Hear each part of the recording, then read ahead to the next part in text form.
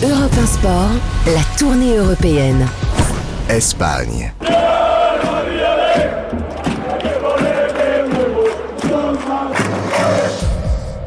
Et l'Espagne, c'est avec Juan José Dorado. Bonsoir Juan José.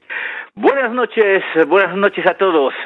Alors là aussi, évidemment, il y a beaucoup de choses à raconter. Est-ce qu'on commence avec le mercato, avec un joueur français qui là aussi, d'ailleurs, à l'instar de Mbappé et Mo Salah, risque de rester dans son club actuel. Et c'est quand même une petite surprise parce que le feuilleton a duré. Apparemment, Juan José, Ousmane Dembélé sera encore à Barcelone la saison prochaine.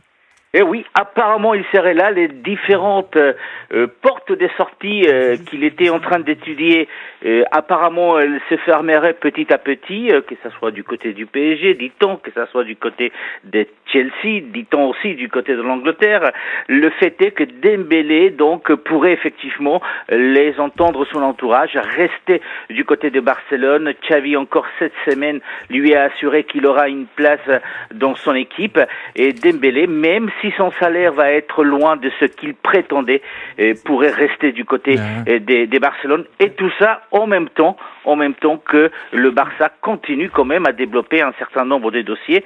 Il y a on le sait depuis plusieurs semaines, ces négociations avec le Bayern et Lewandowski pour qu'ils puissent venir du côté du Barça, et puis de nouveaux arrivants du côté de Barcelone, parce que Laporta a annoncé cette semaine que la semaine prochaine vont être présentés les Danois Christensen, qui est à Chelsea et qui va arriver libre, mais aussi l'Ivoirien Kessié qui était à Milan et qui va donc aussi être présenté en tant que nouveau joueur du FC Barcelone, et tout ça avec deux arrivées peut-être possibles dont on parle depuis plusieurs semaines, même si dernièrement il y a eu quelques soucis avec la vente de Chelsea.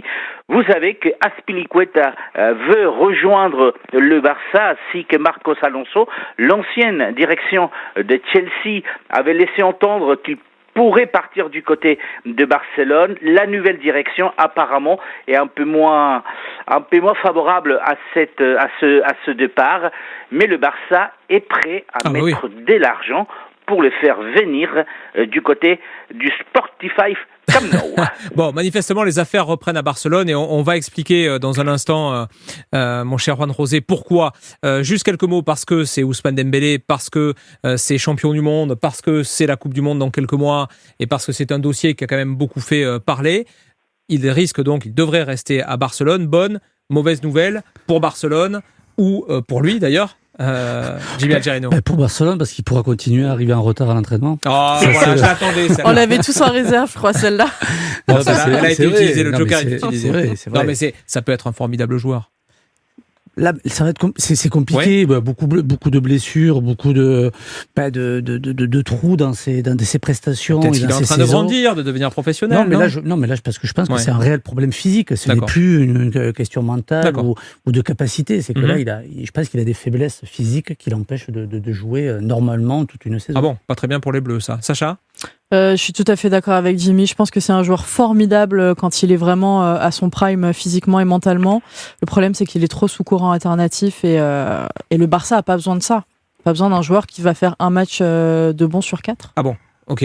Le Barça de Xavi, mon cher Javier, n'a pas besoin d'un Ousmane Dembélé, même s'il est on va dire en mode intermittent du spectacle, mais il peut débloquer des matchs. Après, il a fait une très très bonne fin de saison. Xavi est un fan du joueur. Xavi croit en lui. Le problème, c'est que le directeur sportif, qui est Matteo Alemany, voulait pas du tout négocier. Lui, il avait considéré il y a 6 mois qu'il fallait arrêter les bêtises et arrêter les frais avec Moussa Sissoko, l'agent du joueur.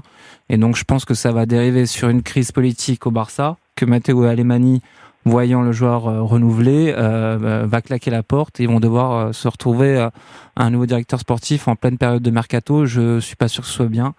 Et surtout, le fameux Dembélé, c'est encore une fois, je l'ai expliqué plusieurs fois, c'est comme l'enfant qui est menacé de redoublement, qui s'efforce un peu plus pour essayer de passer, et puis une fois qu'il l'a fait, il va retomber dans ses travers, et c'est ce qui s'est passé. Dembélé, ça fait 5 ans qu'il est au Barça, et c'est un fail, comme disent les jeunes, pour l'instant. Grégory Schneider, il n'y avait pas, en tout cas, c'est pas sorti dans la presse. Il n'y avait pas énormément de prétendants. Il s'est dit que ça allait venir. C'est pas venu. Moi, c'est un joueur que j'ai jamais trouvé capable de se mettre dans le trafic collectif d'une équipe. Je suis peut-être le seul, mais c'est-à-dire que le jeu s'arrête avec lui. Et alors après, il fait peut-être un truc, mais le jeu s'arrête collectivement. Le jeu s'arrête, les circuits du ballon s'arrêtent. Donc après, en 1 contre 1, l'idée c'est de le mettre en 1 contre 1 parce qu'il peut se passer quelque chose. Mais bon, je trouve que c'est pas l'idée que je me fais, en tout cas du joueur de très très haut niveau en fait. D'accord. Pourtant, 11 passes décisives, me souffle-t-on dans le casque. Oui, sur la deuxième partie de saison. C'est le meilleur passeur du championnat quand même.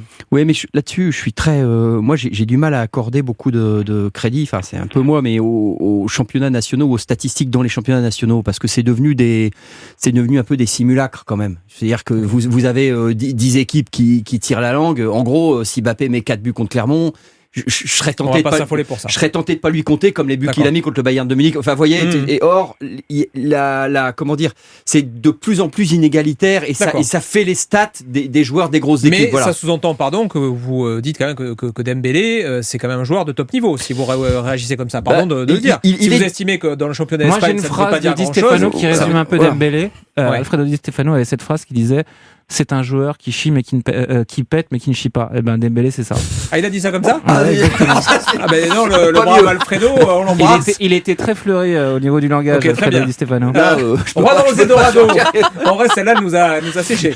Juan José Dorado, on reste sur l'actu du Barça parce que tout ce que vous nous avez raconté est rendu possible par une arrivée, j'allais dire presque providentielle, d'argent frais dans ce club qui souffre depuis plusieurs saisons. Oui, donc déjà il y a cette histoire de Sportify qui va ramener quand même 435 millions du côté du Barça pour les prochaines années, que ça soit pour le maillot, que ça soit pour le nom du stade, dont Sportify qui apparaît déjà depuis le 1er juillet, mais surtout il y a l'annonce cette semaine de la vente des 10% des droits de télé du Barça au fonds d'investissement 60th Street qui rapporte 207 millions d'euros de l'argent cash, de l'argent frais pour le Barça. Alors, ce n'est pas n'importe quel fonds d'investissement, c'est celui qui va déjà gérer la commercialisation du stade Santiago Bernabéu du Real Madrid et qui permet aussi au Real Madrid de faire plusieurs centaines de millions de rentrées d'argent pour les années à venir, mais c'est aussi un investisseur qui vous savez est installé dans la NBA puisqu'il a 20% de San Antonio Spurs en NBA.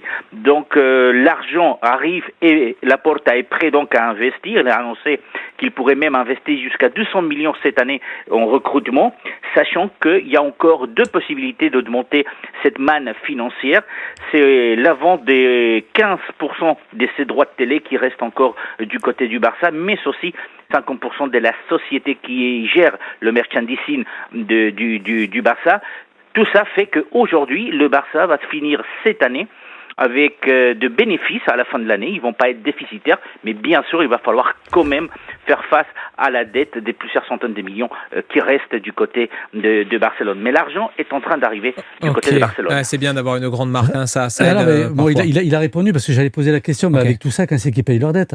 Ils vont commencer à le faire. Là, en fait, Javier, c'est une hypothèque. Savez, le FC Barcelone, c'est sa marotte, on peut pas l'arrêter sur le FC Barcelone. Attention, parce que bientôt, on peut plus parler du reste, donc faites vite. Non, c'est une hypothèque. En fait, il a hypothéqué le club. Là, pour avoir ces fameux leviers, les palancas, comme il dit en espagnol, il a dû demander l'accord aux socios. C'est comme si vous preniez un crédit à la consommation pour avoir de l'argent frais. Donc il n'y a pas de, il résorbe pas la dette. Mais Laporta avait déjà fait ça lors de son premier mandat et ça avait débouché sur l'une des plus grandes histoires du jeu avec Guardiola et compagnie. Donc les socios lui ont donné ce crédit-là. S'il se rate cette deuxième fois-là, je pense qu'il n'y aura pas de troisième fois et que ça sera très très compliqué pour le FC Barcelone. Après. Allez, saison passionnante et pleine de suspense pour le FC Barcelone et un mercato qui débute plutôt pas mal. On va parler d'un ancien joueur du Barça, enfin un ancien, il appartient toujours, mais il a été prêté à l'Atlético Madrid et manifestement Juan José Dorado, Antoine Griezmann va rester chez les Colchoneros. Et oui, il va rester chez les Colchoneros. Vous savez, il a été prêté pour 2 saisons à l'Atlético de Madrid. L'Atlético de Madrid donc a demandé cette semaine effectivement à qu'il fasse sa 12e saison, ce qui de facto suppose que au 30 juin 2023, l'Atlético devra racheter les droits sur les joueurs, c'est-à-dire verser 40 millions d'euros au FC Barcelone, encore de l'argent qui va rentrer l'année prochaine du côté de Barcelone. Pour ça, il y a quelques conditions, mais on est sûr qu'ils vont les remplir, c'est-à-dire qu'il va falloir que sur les 2 années, Griezmann joue au moins 50% des matchs, ce qui est pratiquement sûr qu'il va réussir à faire. Donc Griezmann toujours du côté de l'Atlético, sachant que le Barça ne voulait pas le voir revenir. Et par contre, il veut bien avoir ses 40 millions l'année prochaine. Alors, question, petit tour de table rapide. Griezmann, aujourd'hui, Grégory Schneider, est-ce que ça vaut 40 millions d'euros ? Non. Okay. Non, mais il y a quelque chose qu'il faut noter, c'est-à-dire quand il est arrivé, on a expliqué que le problème c'était Messi, le problème c'est pas Messi, le problème de Griezmann c'est Griezmann. Alors, exactement. Voilà. Moi, ça fait 2 ans que je dis qu'il n'est pas au niveau, mais on me dit que c'est super, c'est repli défensif. Là, on l'a vu dans la Ligue des Nations. C'est un joueur qui est en complète dépression, et ce qui aurait pu le sauver, c'est Bielsa de retour à Bilbao qu'il voulait. C'était une promesse du président. Il voulait faire venir Griezmann, qui pouvait jouer à Bilbao parce qu'il a été formé au Pays Basque à la Real Sociedad. Là, c'est pas possible. Et Simeone, je suis pas sûr qu'il le conserve titulaire pendant très longtemps. Est-ce qu'il peut rater la Coupe du Monde, Jimmy Algerino ? En tout cas, pas le début. Parce que je pense que c'est une pièce maîtresse dans les 26, de Deschamps. Oui, mais même titulaire. Il sera sur les premiers matchs, en tout cas, il sera présent. Après, par contre, en fonction de comment ça se passe, là, c'est autre chose. Quand il se calera après le premier match ou le deuxième match, là, il sera en danger. Voilà. Parce que là, en compétition, il y aura plus de, tu peux plus. Sacha. Voilà. Je suis d'accord avec Jimmy. Didier Deschamps a rappelé Olivier Giroud qui était sur le banc à Chelsea pendant je ne sais pas combien de temps. Donc je vois pas pourquoi il rappellerait pas Griezmann, qui, je pense, dans le groupe fait quand même du bien, même s'il n'est pas au niveau sur le terrain. Bon, voilà, écoutez, j'aurais adoré qu'on parle du Real Madrid, et notamment de Vinicius, qui a été prolongé, ou en tout cas qui risque d'être prolongé avec une clause libératoire. Vous nous confirmez, Juan Rosé, 1 milliard d'euros ? Voilà, c'est la clause qu'on va lui faire signer, mais c'est la même clause qu'a notre ami Karim Benzema. Bon, ok, très bien.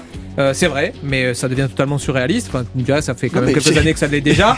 Il y avait Valverde qui revient à Bilbao. Koundé qui ne quitte toujours pas le FC Séville alors que Séville veut le vendre. Bref, voilà.